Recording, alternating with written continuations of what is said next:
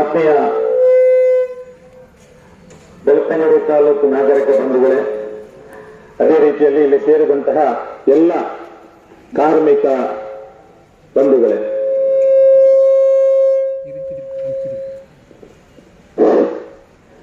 ಇವತ್ತು ಸಿಐಟಿ ನೇತೃತ್ವದಲ್ಲಿ ರಾಷ್ಟ್ರವ್ಯಾಪಿಯಾಗಿ ನಮ್ಮ ಹಕ್ಕು ಸವಲತ್ತುಗಳನ್ನು ಕಿತ್ತುಕೊಳ್ಳುವಂತ, ಅದು ಕೂಡ ಬೇರೆ ಸಮೇತ ಕಿತ್ತುಕೊಳ್ಳುವಂತ ಈ ಸರ್ಕಾರದ ಕೇಂದ್ರ ಸರ್ಕಾರದ ಧೋರಣೆ ಏನಿದೆ ಅದರ ವಿರುದ್ಧ ಇಡೀ ದೇಶದ ಈ ಕಾರ್ಮಿಕ ವರ್ಗ ಧ್ವನಿ ಹಾಕ್ತಿದ್ದಾರೆ. ಕೇವಲ ಕಾರ್ಮಿಕ ಕಾನೂನುಗಳನ್ನು ತಿದ್ದುಪಡಿ ಮಾಡುವುದಷ್ಟೇ ಅವರ ಉದ್ದೇಶ ಅಲ್ಲ. 44,000 ಕಾರ್ಮಿಕ ಕಾನೂನುಗಳನ್ನು, ಕಾರ್ಮಿಕ ಪರವಾದಂತಹ ಕಾನೂನುಗಳನ್ನು ಕೇವಲ 3,000ಕ್ಕೆ ಇಳಿಸಿ ಅದನ್ನು 4 ಸಂಹಿತೆಗಳನ್ನಾಗಿ ಮಾಡಿ ನಮಗೆ ಖುಷಿ ಆಗ್ತದೆ. ಕಾನೂನು ಬೇಡ, ಸಂಹಿತೆ. ನಮಗೆ ಮಂತ್ರಗಳಲ್ಲಿ ಬರುವ ಸಂಹಿತೆಗಳು, ವೇದ ಉಪನಿಷತ್ತಲ್ಲಿ ಬರೆದ ಸಂಹಿತೆಗಳು. ಈ ಸಂಹಿತೆ ಮಾಡಿದರೆ ಮೋದಿ ಭಾರತೀಯರಾಗ್ತಾರೆ, ಮೋದಿ ಸರ್ಕಾರ ಹಿಂದೂ ಆಗ್ತಾರೆ. ಇಲ್ಲಿರೋರು ಹಿಂದುವ? ಯಾವತ್ತು ಹಿಂದೂ ಧರ್ಮ ಇನ್ನೊಬ್ಬರನ್ನು ಕಷ್ಟಕ್ಕೊಳಪಡಿಸು, ಇನ್ನೊಬ್ಬರನ್ನು ಕಡಿ, ಇನ್ನೊಬ್ಬರನ್ನು ಬಡಿ ಅಂತ ಹೇಳಿದಂತ ಸಂಸ್ಕೃತಿ ಇಲ್ಲ. ಈ ಬಿಜೆಪಿಯವರಲ್ಲಿ ಹಿಂದೂ ಸಂಸ್ಕೃತಿಯೇ ಇಲ್ಲ. ಅವರು ಹಿಂದೂಗಳಲ್ಲ ಅಂತ ಎದೆ ತಟ್ಟಿ ನಾವು ನಿಜವಾದ ಹಿಂದೂಗಳು ಹೇಳ್ಬೇಕಾಗ್ತದೆ. ಅವರು ಹಿಂದೂಗಳಲ್ಲ, ಯಾವ ಸೀಮೆಯ ಹಿಂದೂಗಳವರು. ನೇಪಾಳದವರಿಗೆ ಮಹಿಳೆಯರಿಗೆ ಬೆತ್ತಲ ಮಾಡಿ ಮೆರವಣಿಗೆ ಮಾಡ್ತಾರೆ, ಅದು ಹಿಂದೂ ಧರ್ಮವ? ನಾಚಿಕೆ ಆಗಬೇಕು. ನಮ್ಮ ಹಿಂದೂ ಧರ್ಮದ ಮಾನ ತೆಗಿಬೇಡಿ ಮೋದಿಯವರು ನೀವು. ಅಲ್ಲಿ ಗುಜರಾತ್ನವರಿಗೆ ಅತ್ಯಾಚಾರ ಮಾಡಿದವರನ್ನು 11 ಜನರನ್ನು ಬಿಡುಗಡೆ ಮಾಡಿ ಮೆರವಣಿಗೆ ಮಾಡಿ ಸನ್ಮಾನ ಮಾಡ್ತೀರಿ. ನೀವು ಮಾಡಿದಂತ ಈ ತಪ್ಪುಗಳಿಂದಲೇ ಇವತ್ತು ನಾವೆಲ್ಲ ಅನುಭವಿಸುವಂತ ಪರಿಸ್ಥಿತಿ ಬಂದದ್ದು. ಆದ್ದರಿಂದಲೇ ನಿಮ್ಮ ಅಹಂಕಾರಕ್ಕೆ ತಕ್ಕ ಮದ್ದು ಕೊಟ್ಟಿದ್ದಾರೆ ಜನ ಈ ಸಾರಿ. ಭಾರಿ ಇತ್ತು ನಿಮ್ಮ ತಲೆಯಲ್ಲಿ. 400 ಸೀಟು ಬರ್ತದೆ ಅಂತ ಹೇಳಿ ಅಹಂಕಾರದಿಂದ ಬೀಗ್ತಾ ಇದ್ದೀರಿ. ಘಟ್ಟವನ್ನು ಉದ್ದ ಮಾಡಿದಿರಿ. ಇನ್ನು ನಾನಲ್ಲದೆ ಬೇರೆ ಯಾರು ಇಲ್ಲ. ಭಾರತ ಅಂದ್ರೆ ಮೋದಿ, ಮೋದಿ ಅಂದ್ರೆ ಭಾರತ ಅಂತ ಮೊನ್ನೆ ವಿರೋಧ ಪಕ್ಷ ನಾಯಕರು ಮಾತಾಡುವಾಗ ಗಡಗಡ ನಡಿಗೆ ಹೋದ್ರಿ. ಈಗ ತಪ್ಪು ಸಂದೇಶಗಳನ್ನು ಹೇಳ್ತಾ ಇದ್ದೀರಿ. ಆದ್ರೆ ನಿಮಗೆ ಬಹುಮತ ಕೂಡ ಕೊಡ್ಲಿಲ್ಲ. ಕೇವಲ 243 ಸೀಟು ಕೊಟ್ಟು ನಿಮ್ಮನ್ನು ನಿಮಗಿಷ್ಟೇ ಸಾಕು. ನೀವು ಬೇರೆಯವರ ಬೆಂಬಲದಲ್ಲಿ NDA ನೇತೃತ್ವದ ಸರ್ಕಾರ ಮಾಡಿದ್ರೆ ಸಾಕು. ಆದ್ರೂ ನಿಮ್ಮ ಅಹಂಕಾರ ಕಮ್ಮಿ ಆಗದೆ ಈಗ ಕಾರ್ಮಿಕರ ಕಾನೂನು ಕೈ ಹಾಕಿದ್ದೀರಿ. ಯಾಕೆ? ನಿಮಗೆ ದಲಿತರಾದಂತ ಹಿಂದೂಗಳ ಬೆಂಬಲ ಸಾಕಲ್ಲ. ಅವರು ಹಣ ಕೊಡ್ತಾರೆ, ಅವರು ಹಣ ಕೊಟ್ಟು ಇದು ಮಾಡ್ತಾರೆ. ಈಗ ನನ್ನ ಕೈಯಲ್ಲಿ ಅರ್ಜಿ ಇದೆ. ಇದು ಮೈಕ್ರೋ ಫೈನಾನ್ಸ್ ಅವರು ಕೊಟ್ಟ ನೋಟಿಸ್. ಮೈಕ್ರೋ ಫೈನಾನ್ಸ್ ಅವರು ಕೊಟ್ಟ ನೋಟಿಸ್. ಯಾಕೆ ಸ್ವಾಮಿ ನೀವು ಅದರ ಬಗ್ಗೆ ನ್ಯಾಯ ಕೊಡಿಸುವುದಿಲ್ಲ ಗೊತ್ತಾ? ಮೊನ್ನೆ ಸುಪ್ರೀಂ ಕೋರ್ಟ್ ಹೇಳಿದೆ, ಚುನಾವಣಾ ಬಾಂಡ್ ಹೆಸರಲ್ಲಿ ಈ ಕಂಪನಿಗಳು ಕಿರುಸಾಲಗಳನ್ನು ರಾಷ್ಟ್ರೀಕೃತ ಬ್ಯಾಂಕ್ಗಳು ಕೊಡಬಾರದು.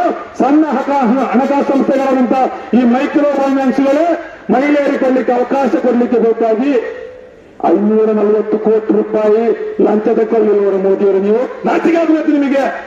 ನಮ್ಮ ಊರಿನ ತಾಯಿಯಂದರಿಗೆ, ನಮ್ಮ ಅಕ್ಕಂದರಿಗೆ, ನಮ್ಮ ತಂಗಿಯಂದರಿಗೆ ಈ ರೀತಿ ನೋಟಿಸ್ಗಳು ಸಿಗಬೇಕಾಗಿ ನೀವು ಚುನಾವಣಾ ಬಾಂಡ್ ಹೆಸರಲ್ಲಿ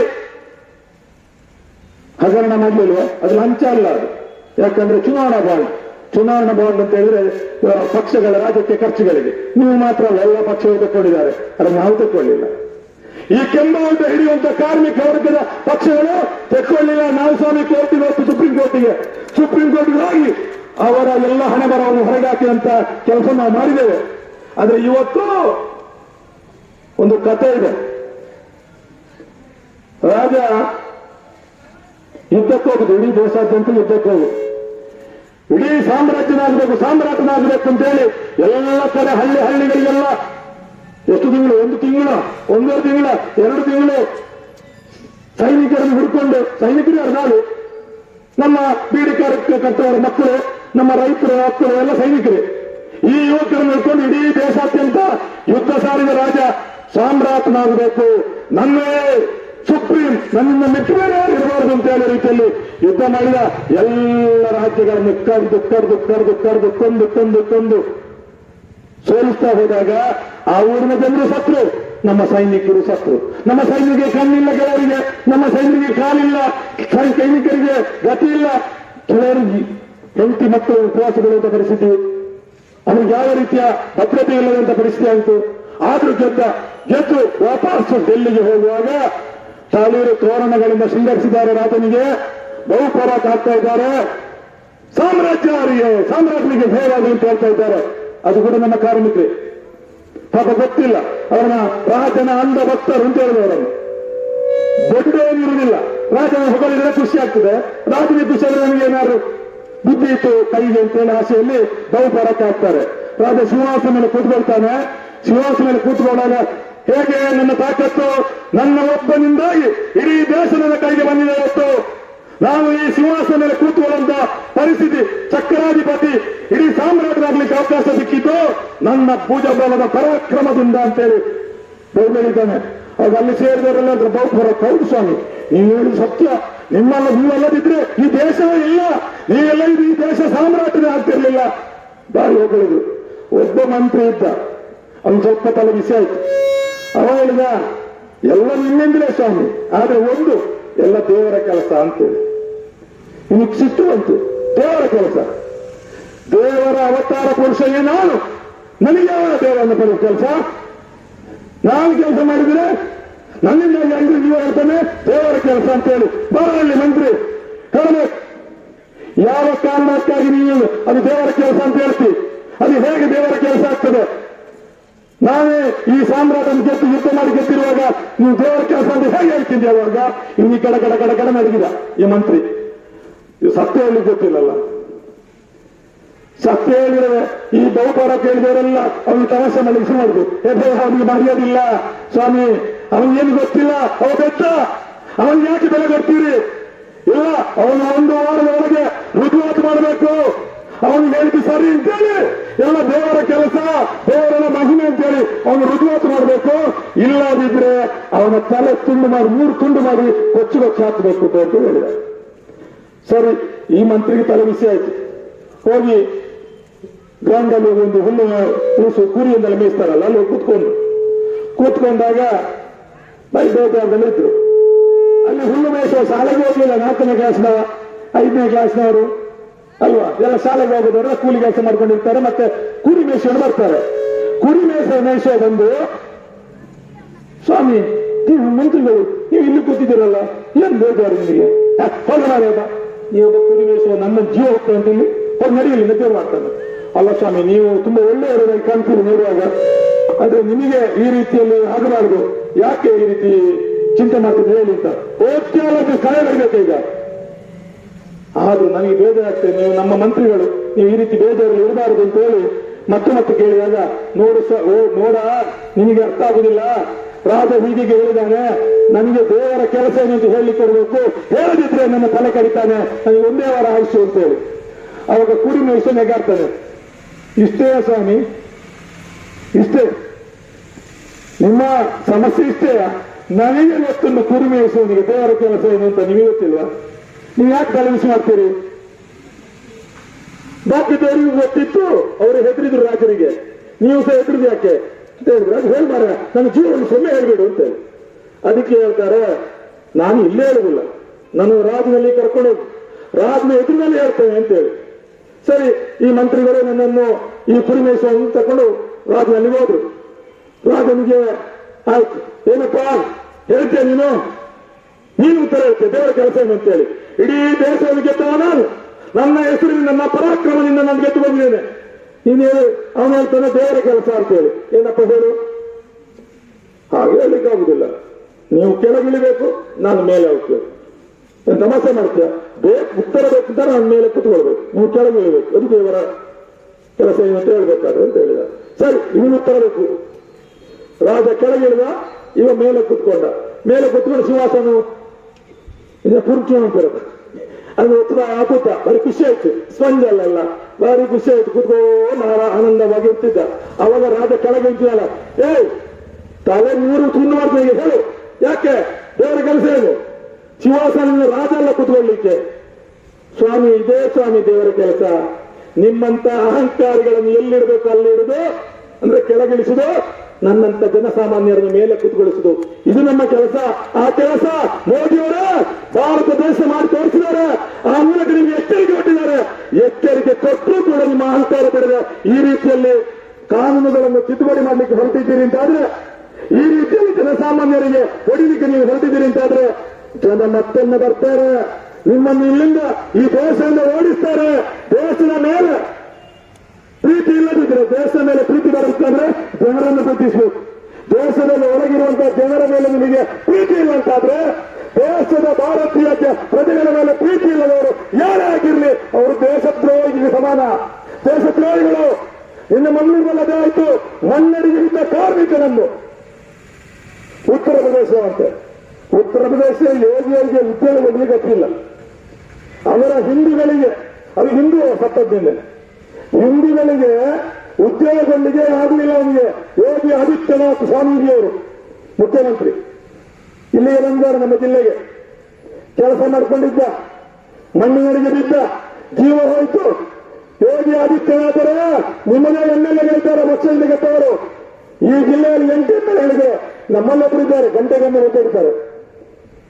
ಏನ್ ಮಾಡುದಿಲ್ಲ, ಬೀಡಿ ಕಾರ್ಮಿಕರಿಗೆ 53,000 ಸಂಬಳ ಬಾಕಿ ಉಂಟು, ತಿಳಿಸ್ಕೊಡ್ಲಿಕ್ಕೆ ಬರುದಿಲ್ಲ. ಮೈಕ್ರೋ ಫೈನಾನ್ಸ್ ಇಷ್ಟ ಅನ್ಯಾಯ ಆಗ್ತಾ ಇದೆ, ಅವರಿಗೆ ಪುರ್ಸೊತ್ತಿಲ್ಲ, ಅವರಿಗೆ ಪುರ್ಸೊತ್ತು ಟಾಯ್ಲೆಟ್ ಕ್ಲೀನ್ ಮಾಡ್ಲಿಕ್ಕೆ, ಅಲ್ಲಿ ಒಂದು ವಾಸ್ತ ಬರ್ತದೆ ಅಂತ ಹೇಳ್ತಾರೆ. ಆಮೇಲೆ ಯಾರೋ ಪಾಪ ಮೆಸ್ಕಾಂನ ಅಧಿಕಾರಿ ಒಬ್ಬ 5 ಲಕ್ಷ ರೂಪಾಯಿ ಸಹಾಯ ಕೊಟ್ಟರೆ ಜೋರು ಮಾಡಿ ಆ ತಂದೆ ತಾಯಿ ವಾಪಸ್ ತಕೊಂಡು ಇಲ್ಲಿ ಆಫೀಸ್ಗೆ ತರಿಸಿ ಮಾಧ್ಯಮದಲ್ಲೆಲ್ಲ ಬರ್ಲಿಕ್ಕೆ ಹೇಳಿ, ನಾನು ಕೊಟ್ಟರೆ 5 ಲಕ್ಷ, ನಾಚಿಗೆ ಆಗಬೇಕು ಸ್ವಾಮಿ ನಿನಗೆ. ಇಂಥ MLAಗಳು ಆ ಹಿಂದೂ ರಕ್ಷಣೆ ಮಾಡ್ಲಿಕ್ಕೆ ಉಂಟ. ಯೋಗಿ ಆದಿತ್ಯನಾಥರ ನೀವು ಉದ್ಯೋಗ ಕೊಡ್ಲಿಕ್ಕೆ ಕೊಡ್ಲಿಲ್ಲ, ಇಲ್ಲಿಯ ನಿಮ್ಮ MLAಗಳಿಗೆ ಅವನಿಗೆ ಬದುಕು ಕೊಡ್ಲಿಕ್ಕೆ ಕೊಡ್ಲಿಲ್ಲ, ಮಣ್ಣಿನಡಿಗೆ ನೀವು ಸತ್ತ, ಅದಕ್ಕೆ ಕಾರಣಕರ್ತಾದವರನ್ನು ಕೇಸ್ ಹಾಕ್ಲಿಕ್ಕೆ ನಿಮಗೆ ಆಗ್ಲಿಲ್ಲ. ಅಂತ ಕೇಸ್ ಹಾಕ್ಲಿಕ್ಕೆ ಸಾಧ್ಯ ಇರುವಂತಹ ಕಾನೂನು ಇವತ್ತು ನೀವು ತಿದ್ದುಪಡಿ ಮಾಡ್ತಾ ಇದ್ದೀರಿ. ಇವತ್ತು ನಾವು ಹೋರಾಟ ಮಾಡ್ತೇವೆ, ಕೇಸ ಹಾಕಿದ್ದೇವೆ. MLAಗಳು ಬೇಡ, ದೇಶ ಸಂವಿಧಾನ ಕೊಟ್ಟಂತ ಕಾನೂನು ಇದೆ. ಮೋದಿಯವರ ಆ ಕಾನೂನನ್ನೇ ತಿದ್ಲಿಕ್ಕೆ ಹೊರಟಿದ್ದೀರಲ್ಲ. ಇವತ್ತು ಮೈಕ್ರೋ ಫೈನಾನ್ಸ್ ಅವರು ಈ ರೀತಿ ಮೋಸ ಮಾಡ್ತಾ ಇದ್ದಾರೆ. ನಮ್ಮಲ್ಲಿ ಕಾನೂನು ಇದೆ, ನಿಮ್ಮನ್ನು ಬೇಕಾ ಪಾಠ ಕಲಿಸ್ತೇವೆ ನಾವು ಈ ಕಾನೂನಲ್ಲಿ. ಈ ನೋಟಿಸ್ಗೆ ಬೆಲೆ ಇಲ್ಲ ನಮಗೆ ಗೊತ್ತುಂಟು, ಪಾಪ ಅವರಿಗೆ ಹೆದರಿಕೆ ಆಗ್ತದೆ. ಆದ್ರೆ ನಮಗೆ ಸಂವಿಧಾನ ಇದೆ, ಇವತ್ತು ಕಾನೂನಿದೆ, ನಿಮ್ಮನ್ನು ಬಗ್ಗು ಹೊಡಿತೇವೆ. ಆದ್ರೆ ಈ ಕಾನೂನನ್ನು ತೆಗೆದು ಸಾಕ್ತಿರಲ್ಲ, ಯಾಕಂತದ್ದು ಪೊಲೀಸ್ ರಾಜ್ಯ ಮಾಡ್ಲಿಕ್ಕೆ ಹೊರಟಿದ್ದಾರೆ. ಸಂಹಿತೆ ಅದು ಕೂಡ ವೇದ ಉಪನಿಷ ಮಂತ್ರ, ನಮಗೆ ಸಂಹಿತೆ ಮೇಲೆ ಕೂಡ ಖುಷಿ ಆಗ್ತದೆ, ನಮ್ಮ ಮಂತ್ರಗಳಲ್ಲ. ಈ ರೀತಿ ಸಂಹಿತೆ ಮಾಡ್ಲಿಕ್ಕೆ ಹೊರಟು ಇವತ್ತು ಕ್ರಿಮಿನಲ್ ಪ್ರೊಸೀಜರ್ ಕೋಡ್ ಚೇಂಜ್, ಸಾಕ್ಷಿ evidence act change, IPC change, ಪೂರ ಚೇಂಜ್ ಮಾಡಿ ಇವತ್ತು ಇಂಥ ನೋಟಿಸ್ಗಳು ಮಾತ್ರ ಅಲ್ಲ, ಇದು ಪೊಲೀಸರು ಕೇಸ್ ಹಾಕ್ಬೇಕಂತ ನೋಟಿಸ್, ಇದು ಅಕ್ರಮ ನೋಟಿಸ್. ಇದು ಪೊಲೀಸರು ಇದಕ್ಕೆ ಈ ಕಾನೂನು ನ್ಯಾಯಾಲಯಕ್ಕೆ ತಿಳಿಸ್ಬೇಕು. ನೋಡಿ, ನಮ್ಮೂರಲ್ಲಿ ಇಂಥ ಕೆಲವು ಮೈಕ್ರೋ ಫೈನಾನ್ಸ್ ಅವರು ಇದ್ದಾರೆ, ಅಕ್ರಮವಾದಿಗಳು. ಇವರು ಕಾನೂನು ಪ್ರಕಾರ ಹೋಗ್ತಾ ಇಲ್ಲ ಹೇಳಿ ರಿಪೋರ್ಟ್ ಕೊಡಬೇಕು ಕೋರ್ಟಿಗೆ ಪೊಲೀಸರು. ಯಾಕೆ ಕಾನೂನು ಬಾಹಿರ ಚಟುವಟಿಕೆ ನಡೀಬಹುದಾ? ತಾಲೂಕಾಡಳಿತ ಇದೆ, ಇಲ್ಲಿ ತಹಸೀಲ್ದಾರ್ ಇದ್ದಾರೆ, ಈ ಅಕ್ರಮ ದೂರು ಕೊಟ್ಟಿದ್ದಾರೆ. ನಮ್ಮ ಕೋರ್ಟಲ್ಲಿ ಎಂಥದ್ದು ಕಾನೂನು ಸೇವೆಗಳ ಪ್ರಾಧಿಕಾರ ಅಂತ ಇದೆ. ಆದ್ರೆ ಇವತ್ತು ಕಾನೂನಿದೆ, ಪೊಲೀಸರು ಕೇಸ್ ಹಾಕಬಹುದು, ತಹಸೀಲ್ದಾರರು ಕೇಸ್ ಹಾಕಬಹುದು, ಅವರನ್ನು ತಡೆ ಹಿಡಿಬಹುದು. ಮೋದಿಯವರು ಆ ಕಾನೂನೇ ತಿದ್ದಿಕ್ಕೆ ಹೊರಟಿದ್ದೀರಲ್ಲ, ಪೊಲೀಸ್ ರಾಜ್ಯ ಮಾಡ್ಲಿಕ್ಕೆ ಹೊರಟಿದ್ದೀರಲ್ಲ. ನಿಮ್ಗೆ ಇನ್ಯಾವುದು ಬುದ್ಧಿ ಹೊರದು? ಇಲ್ಲಿ ಕುರಿ ಮೇಯಿಸೋ ಪಾಠ ಕಲಿಸಿದ್ರು ನಿಮಗೆ ಕಾಟ ಆಗ್ಲಿಲ್ಲ. ನಾವೆಲ್ಲರೂ ಕೂಡ ಕುರಿ ಮೇಯಿಸೋರೆ, ನಮಗೆಲ್ಲರೂ ಕೂಡ ಜನಸಾಮಾನ್ಯರೇ. ಆದ್ರೆ ನಿಮ್ಮ ಅಹಂಕಾರ ಮಿತಿ ಮೀರಿದ್ರೆ ನಮ್ಮ ಹೋರಾಟ ಇವತ್ತು ಸಾಂಕೇತಿಕವಾಗಿ ಇಡೀ ದೇಶದಲ್ಲಿ ನಡೀತಾ ಇದೆ. ಈ ಕಾನೂನು ತಿದ್ದುಪಡಿ ಮಾಡ್ಲಿಕ್ಕೆ ನಾವು ಅವಕಾಶ ಕೊಡುವುದಿಲ್ಲ. ಒಂದು ವೇಳೆ ಮುಂದುವರೆದು ಸರ್ವಾಧಿಕಾರಿ ಮುನ್ನಡೆದ್ರೆ ನಾವು ಲೋಕಸಭೆಗೆ ಮುಗ್ಗುತ್ತೇವೆ, ಲೋಕಸಭೆಗೆ ಮುತ್ತಿಗೆ ಆಗ್ತೇವೆ. ಖಂಡಿತಕ್ಕೂ ಕೂಡ ದುಡಿಯುವ ಜನರ ಕಷ್ಟ ಕಾರ್ಪಣೆಗಳಿಗೆ ಯಾವತ್ತು ಕೆಂಬಾವುಟ ಎತ್ತಿ ಹಿಡಿತಾ ಇರ್ತದೆ ಬಾವುಟವನ್ನು. ಈ ಕೆಂಬಾವುಟ ಯಾವುದಕ್ಕೂ ಅಂಜುವುದಿಲ್ಲ, ಯಾವುದಕ್ಕೆ ಹೆದರುವುದಿಲ್ಲ. ಜನರ ಪರವಾಗಿ, ಕಾರ್ಮಿಕರ ಪರವಾಗಿ ರಕ್ಷಣೆಗೆ ಸದಾ ಇರ್ತದೆ. ನಿಮಗೆ ಡೋಗಿ ಹಿಂದುತ್ವ ಅಲ್ಲ ಮೋದಿಯವರೇ, ನಿಮ್ಮ ಡೋಗಿ ಹಿಂದುತ್ವ ನಮಗೆ ಗೊತ್ತುಂಟು. ನಮ್ಮ ಹಿಂದೂ ಧರ್ಮದ ಮಾನ ಮರ್ಯಾದೆ ತೆಗೆದವರು ಈ ಜಗತ್ತಲ್ಲಿ ಯಾರು ಇದ್ರೆ ಅದು RSS BJP ಪಡೆಗಳು, ಅದು ಕೂಡ ಮಂಕಿ ಪಡೆ ಅಂತ ಹೇಳೋರನ್ನು ಇವ್ರು ಹೇಳ್ತಾರೆ. ನಮ್ದು ಅದು ಸಂಘ ಪರಿವಾರ ಹೇಳಿ ಸಂಘಟನೆಗಳು ಎಲ್ರಿಗಿದೆ. ನಿಮ್ದು ಮಂಕಿ ಪಡೆ, ಹನುಮಂತನ ಪಡೆ ಅಲ್ಲ, ಬಜರಂಗ ದಳ ಅಲ್ಲ, ಮಂಕಿ ದಳ. ಇದನ್ನು ನಾವು ಅರ್ಥ ಮಾಡ್ಕೊಳ್ಬೇಕು. ಈ ರೀತಿಯಲ್ಲಿ ನಾವು ಇವತ್ತು ಬೇಡಿಕೆ ಕೊಡೋದಷ್ಟೇ. ನಿಮಗೆ ಜೈ ಜವಾನ್, ಜೈ ಜವಾನ್, ಜೈ ಕಿಸಾನ್, ಜೈ ಶ್ರಮಿಕ್ ಎಲ್ಲ ಉಂಟು. ನಿಮಗೆ ಯೋಧರ ಮೇಲೆ ಗೌರವ ಇಲ್ಲ. ಎಂಥದ್ದು ಮತ್ತೆ ಸುಳ್ಳು ಹೇಳ್ತಾ ಇದ್ದಾರೆ. ಎಂಥದ್ದು ಕೋಟಿಗಟ್ಟಲೆ ಹಣ ಗೊತ್ತಿದೆ ಅವರಿಗೆ ಸತ್ತವರಿಗೆ ಅಂತೇಳಿ. ಏನಿಲ್ಲ, 18 ವರ್ಷ 4 ವರ್ಷ ದುಡಿಸಿದ್ರು ಬಿಸಾಡುದು, ಬಾಳೆಹಣ್ಣು ತಿನ್ನುದು ಸಿಪ್ಪೆ ಬಿಸಾಡುದು. ಈ ರೀತಿ ಮಾಡಿದಂತ ಕಾನೂನು ಅಗ್ನಿ ಇದನ್ನೆಲ್ಲ ತೆಗಿಬೇಕು. ಈ ರೀತಿಯನ್ನು ಮಾಡಬಾರ್ದು, ಕಾಯಂ ನೇಮಕಾತಿ ಮಾಡಬೇಕು ನಾವು ಒತ್ತಾಯ ಮಾಡ್ತಾ ಇರುತ್ತೆ. ಈ ಮನವಿಯನ್ನು ಕೊಡ್ತಾ ಇದ್ದೇವೆ ಸರ್ಕಾರಕ್ಕೆ. ಮಾತ್ರ ಅಲ್ಲ, ಒಂದು ಅಂಗನವಾಡಿ ಆಶಾ ಬಿಸಿ ಊಟದವರಿಗೆ ನ್ಯಾಯ ಸಿಗಬೇಕು. ಅವರಿಗೂ ಕೂಡ ಅಭದ್ರತೆ ಕೊಡುವಂತ ರೀತಿಯಲ್ಲಿ ಮಾಡ್ತಾ ಇದ್ದೀರಿ. ಸಾಮಾಜಿಕ ಭದ್ರತೆ ಎಲ್ರಿಗೂ ಸಿಗಬೇಕು. ಜೊತೆಗೆ ಇಲ್ಲಿ ಸೇರಿದಂತ ಕಟ್ಟಡ ಕಾರ್ಮಿಕರಿಗೆ ಅನ್ಯಾಯ ಆಗ್ತಾ ಇದೆ. ಮಂಡಳಿ ದೋಚ್ತಾ ಇದ್ದಾರೆ. ಸಿದ್ದರಾಮಯ್ಯ ಸರ್ಕಾರ ಕೂಡ ಅರ್ಥ ಮಾಡ್ಕೊಳ್ಬೇಕು. ಈ ಮಂಡಳಿಗೆ ಪೂರ್ಣ ಅಧಿಕಾರ ಕೊಡಬೇಡಿ. ಅಲ್ಲಿ ಮಂಡಳಿಯ ದುಡ್ಡನ್ನು ನೀವು ಕಿತ್ತುಕೊಡುವ ಹೆಸರಲ್ಲಿ ನಾಶ ಮಾಡಲಿಕ್ಕೆ ಬಿಡಬೇಡಿ. ನಿಮ್ಮ ಮೇಲೆ ಗೌರವ ಇಟ್ಟು ಆ ಕಟ್ಟಡ ಸರ್ಕಾರವನ್ನು ದೂಕಿ ಹಾಕಿದ್ದಾರೆ. ನೀವು ಅದೇ ದಾರಿಯಲ್ಲಿ ಹಿಡಿದ್ರೆ ಈ ಕಾರ್ಮಿಕ ವರ್ಗ ನಿಮ್ಮನ್ನು ಕೂಡ ಕ್ಷಮಿಸುವುದಿಲ್ಲ. ಮತ್ತೆ ನೆನಪಿಟ್ಟುಕೊಳ್ಳಿ, ಇದು ಬೀಡಿ ಕಾರ್ಮಿಕರಿಗೆ ಇಲ್ಲಿಂದ ಸೆಸ್ ಕಲೆಕ್ಟ್ ಆದನ್ನು ಮೋದಿಯವರು ಕೊಡುವುದಿಲ್ಲ. ಕಲ್ಯಾಣ ಮಂಡಳಿಗೆ ಇಟ್ಕೊಂಡಿದ್ದಾರೆ ಕೇಂದ್ರ ಸರ್ಕಾರದವರು. ಅವರ ಸ್ಕಾಲರ್ಶಿಪ್, ಅವರ ಆರೋಗ್ಯ ಸಹಾಯ, ಅವರ ಮನೆಗಳಿಗೆ ಸಹಾಯ ಕೊಡುವಂತ ಹಣವನ್ನು ಕೂಡ ಮೋದಿಯವರೇ ನೀವು ತಿಂದು ತೆಗ್ತೀರಲ್ವಾ? ನಾಚಿಕೆ ಆಗುದಿಲ್ಲ ನಿಮಗೆ? ಅವರಿಗೆ ಸ್ಕಾಲರ್ಶಿಪ್ ಬರುದಿಲ್ಲ, ಮಕ್ಕಳಿಗೆ ಗೊತ್ತಿಲ್ಲ ಏನ್ ಬರುದಿಲ್ಲ ಅಂತ ಹೇಳಿ ನೀವು ಕೊಡ್ತಾ ಇಲ್ಲ ಅಂತ ಗೊತ್ತಿಲ್ಲ. ನಿಮಗೆ ಒಟ್ಟು ಕೊಡ್ತಾ ಇದ್ದಾರೆ ಪಾಪ. ಯಾರ ಹೊಟ್ಟೆಗೆ ನೀವು ತೂಗಿದ್ದೀರೋ, ಯಾರ ಮಕ್ಕಳಿಗೆ ಇವತ್ತು ಸ್ಕಾಲರ್ಶಿಪ್ ಸಿಗದೆ ಮಾಡ್ತೀರಾ ಮೋದಿಯವರೇ? ಅವರ ಕೈಯಿಂದ ಓಟು ತಕ್ಕೊಂಡಿದ್ದೀರಿ. ಹೇಗೆ? ನಾನು ಹಿಂದೂ ಅಂತೇಳಿ ನೀವು ಹಿಂದೂ ಹೆಣ್ಮಕ್ಕಳಿಗೆ ಅನ್ಯಾಯ ಮಾಡೋರು ನೀವು ಹಿಂದೆಗೆ ಹಾಕ್ತೀರಿ. ನೇಪಾಳದಲ್ಲಿ ಬೆತ್ತಲೆ ಮೆರವಣಿಗೆ ಮಾಡಿದವರು ಹಿಂದೆಗೆ ಹಾಕ್ತೀರಿ. ನಮ್ಮ ಹಿಂದೂ ಸಂಸ್ಕೃತಿಯಲ್ಲಿ ಅದು ಇಲ್ಲ. ಯಾವುದೇ ಧರ್ಮದಲ್ಲಿಲ್ಲ. ಇಸ್ಲಾಂ ಧರ್ಮದಲ್ಲಿಲ್ಲ, ಕ್ರೈಸ್ತ ಧರ್ಮದಲ್ಲಿಲ್ಲ, ಬೌದ್ಧ ಧರ್ಮದಲ್ಲಿಲ್ಲ. ಅದು ನಿಮ್ಮ ಧರ್ಮದಲ್ಲಿ ಮಹಿಳೆಯರನ್ನು ಬೆತ್ತಲೆ ಮಾಡಿ ಮೆರವಣಿಗೆ ಮಾಡಬೇಕು, ಅದು ಮೋದಿ ಧರ್ಮ. ಕಾರ್ಮಿಕ ಹಕ್ಕು ಕಾನೂನು ತೆಗೆಬೇಕು, ಅದು ಮೋದಿ ಧರ್ಮ, ಅದು ಬಿಜೆಪಿ ಧರ್ಮ, ಅದು RSS ಧರ್ಮ. ನಮ್ಮ ಹಿಂದೂ ಧರ್ಮದ ಓಂ ಅಕ್ಷರವನ್ನು ತೆಕ್ಕೊಂಡ ಕೂಡಲೇ RSS ಹಿಂದೂ ಆಗುದಿಲ್ಲ. ನಮ್ಮ ಕತ್ತಿ ಸೊತ್ತಿಗೆ ಬಹುತೇಕ ನಕ್ಸಲರು ಕಾರ್ಯಗಳನ್ನು ತಗೊಂಡಿದ್ದಾರೆ ಅಂತ ಹೇಳಿದ್ರೆ ಅವರು ಕಮ್ಯುನಿಸ್ಟರಾಗುವುದಿಲ್ಲ. ಹೇಗೆ ನಕ್ಸಲರು ಈ ದೇಶಕ್ಕೆ ಅಪಾಯಕಾರಿಗಳು, ಅದೇ ರೀತಿ RSS ಮಂಕಿ ಪಡೆಗಳು ಕೂಡ ಈ ದೇಶಕ್ಕೆ ಅಪಾಯಕಾರಿ. ಆದ್ರಿಂದ ಮಾತ್ರ ಅಲ್ಲ, ಬೀಡಿ ಕಾರ್ಮಿಕರಿಗೆ ಶಾಸಕರ ಒಬ್ಬಡಿತರ ಎಲ್ಲ ಕಡೆ ಬಂದು ಇದನ್ನು ಅರ್ಥ ಮಾಡ್ಕೊಳ್ಳಿ. ಬೀಡಿ ಕಾರ್ಮಿಕರಿಗೆ ದನಿಗಳು ಇವತ್ತಿನವರೆಗೆ ಬಾಕಿ ಮಾಡಿದ ವೇತನ 18ನೇ ಇಸ್ವಿನ ನಂತರ 53,000 ರೂಪಾಯಿ. 53,000 ರೂಪಾಯಿ ಪ್ರತಿಯೊಬ್ಬರಿಗೂ ಸಿಗಬೇಕು. ಆಮೇಲೆ ಅದಕ್ಕಿಂತ ಮೊದಲಿದೊಂದು ತುಟ್ಟಿ ಬಚ್ಚ ಹಾಕಿದ್ದು ಕೋರ್ಟ್ ತೀರ್ಮಾನ ಆಯ್ತು ಮೊನ್ನೆ, ಅದು 27,700. ಒಟ್ಟಿಗೆ 75,000 ರೂಪಾಯಿ ನಮ್ಮ 1 ಲಕ್ಷ ಆದರೂ ಬೀಡಿ ಕಟ್ಟಿದಂತಹ ಪ್ರತಿಯೊಂದು ಬೀಡಿ ಕಾರ್ಮಿಕರಿಗೆ ಸಿಗಬೇಕಾಗಿದೆ. ಬೆಳ್ತಂಗಡಿ ತಾಲೂಕಲ್ಲಿ ಶಾಸಕರು ತಾಲೂಕಿನ ಸ್ವಲ್ಪ ಹೊರಗೆ ಬನ್ನಿ. ನಿಮ್ಮ ಮಾಲಕರ ಮನೆ ವಾಸನೆಯಿಂದ ಸೋರ್ತಾ ಇದೆ. ಭಾರತ್ ಬೀಡಿ ವಾಸನೆ ಆಗ್ತಾ ಇದೆ, ಅಜಾರ್ ಬೀಡಿ ವಾಸನೆಯಲ್ಲಿದೆ, ಟೆಲಿಫೋನ್ ಬೀಡಿ ವಾಸನೆಯಲ್ಲಿದೆ. ಆ ವಾಸನೆಯನ್ನು ಹೋಗಲಾಡಿಸ್ಲಿಕ್ಕೆ ಬೇಕಂದಾದ್ರೆ ಅಲ್ಲಿ ಕುರಿತಾ ಉಂಟಲ್ಲ ನಮ್ಮ ಸಂಬಳದ ದುಡ್ಡು ಅದನ್ನು ತೆಗೆಸಿಕೊಡಿ. ಮತ್ತೆ ಟಾಯ್ಲೆಟ್ ಕ್ಲೀನ್ ಮಾಡ್ಲಿಕ್ಕೆ ಹೋಗಿ, ನಿಮಗೆ ಟಾಯ್ಲೆಟ್ ಕ್ಲೀನ್ ಮಾಡ್ಲಿಕ್ಕೆ ಕೊಡುವ ಅದ್ರ ಸುಡಿಗೆ ನೀವು ನಮ್ಮ ಶಾಸಕರು. ನಾವು ಗೆಲ್ಸಿದ ತಾಲೂಕಿಗೆ ಶಾಸಕರು ಅಂತೇಳಿ ಈ ಶಾಸಕರಿಗೆ ಕೆಲಸ ಇವರ ಮದುವೆ ಬಾಕಿ ಇದನ್ನು ತಿಳಿಸಿಕೊಡಿ. 75,000 ರೂಪಾಯಿ ನೀವು ತಿಳಿಸಿಕೊಟ್ರೆ ನಮಗೆ ನಿಮ್ಮ ಮೈಕ್ರೋ ಫೈನಾನ್ಸ್ ಸಾಲವು ಬೇಡ, ನಿಮ್ಮ ಧರ್ಮಸ್ಥಳ ಸಾಲವು ಬೇಡ, ನಿಮ್ಮ ಯಾವುದೇ ಬ್ಯಾಂಕ್ಗಳ ಸಾಲ ಬೇಡ. ನಾವು ದುಡಿಯ ಸಂಬಳ ಕೊಡಿಸಿ ಸಾಕು. ಈ ನಿಟ್ಟಿನಲ್ಲಿ ನೀವು ಕೆಲಸ ಮಾಡಬೇಕು ಅಂತ ಹೇಳಿ ವಿಚಾರವನ್ನು ಈ ಸಂದರ್ಭದಲ್ಲಿ ಹೇಳ್ತಾ, ಯಾವತ್ತೂ ಕೂಡ ನಾವು ಕಾರ್ಮಿಕರ ಹಕ್ಕು ಸವಲತ್ತುಗಳನ್ನು ಕಳ್ಕೊಳ್ಳಿಕ್ಕೆ ಬಿಡುವುದಿಲ್ಲ, ಅದನ್ನು ರದ್ದುಪಡಿಸಲಿಕ್ಕೆ ಬಿಡುವುದಿಲ್ಲ. ಇದು ಕಾರ್ಮಿಕ ವರ್ಗ ಮೋದಿ ಸರ್ಕಾರಕ್ಕೆ ಕೊಡುವಂತ ಎಚ್ಚರಿಕೆ ಅಂತ ಹೇಳಿ ನಾನು ಮಾತು ಮುಗಿಸ್ತೇನೆ. ನಮಸ್ಕಾರ.